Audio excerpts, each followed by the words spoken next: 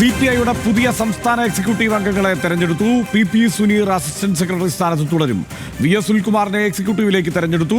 പുതിയ എക്സിക്യൂട്ടീവിൽ 26 അംഗങ്ങളിൽ 8 പുതുമുഖങ്ങളാണുള്ളത്. VS അനു ചേരുന്നുണ്ട് വിവരങ്ങളുമായി. VS അനു, എന്തൊക്കെയാണ് ഇപ്പോൾ എക്സിക്യൂട്ടീവിലേക്ക് വരുമ്പോൾ CPIയിലെ ഈ പലതരത്തിലുള്ള ആശയക്കുഴപ്പങ്ങൾക്കും VS സുനിൽകുമാറിന് പങ്കാളിത്തം നൽകിയില്ല എന്നൊക്കെ ഉയർന്ന ആരോപണങ്ങൾക്കുമൊക്കെ ഇപ്പോൾ പരിഹാരമായിട്ടുണ്ടോ?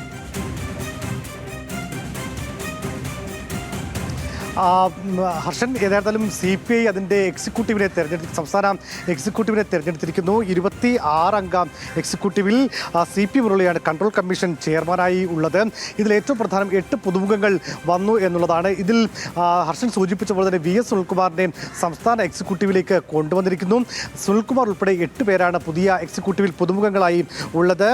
KP Suresh Raj, KK Valsaraj, Govindan Pallikkappil, TJ Angelos, KM Dinakaran, VS Sunilkumar, R Lathadevi, TT Jismon എന്നിങ്ങനെയാണ് 8 അംഗ പുതുമുഖങ്ങൾ എക്സിക്യൂട്ടീവിൽ ഉള്ളത്. ഇതിൽ മറ്റൊരു പ്രധാനപ്പെട്ട കാര്യം കൂടെ നമ്മൾ പറയേണ്ടതുണ്ട്. അത് PP സുനീർ അസിസ്റ്റന്റ് സെക്രട്ടറിയായി തുടരുമ്പോൾ മറ്റൊരു അസിസ്റ്റന്റ് സെക്രട്ടറിയായി മുല്ലക്കര രത്നാകരനെ തിരഞ്ഞെടുത്തിരിക്കുന്നു എന്നുള്ളതും അല്പസമയം മുമ്പ് ചേർന്ന CPI നേതൃയോഗത്തിൽ തീരുമാനം ആയിരിക്കുന്നു. അങ്ങനെ 26 അംഗ പുതിയ സംസ്ഥാന എക്സിക്യൂട്ടീവിനെ അല്പസമയം മുമ്പ് ചേർന്ന CPI സംസ്ഥാന കൗൺസിൽ തിരഞ്ഞെടുത്തിരിക്കുന്നു.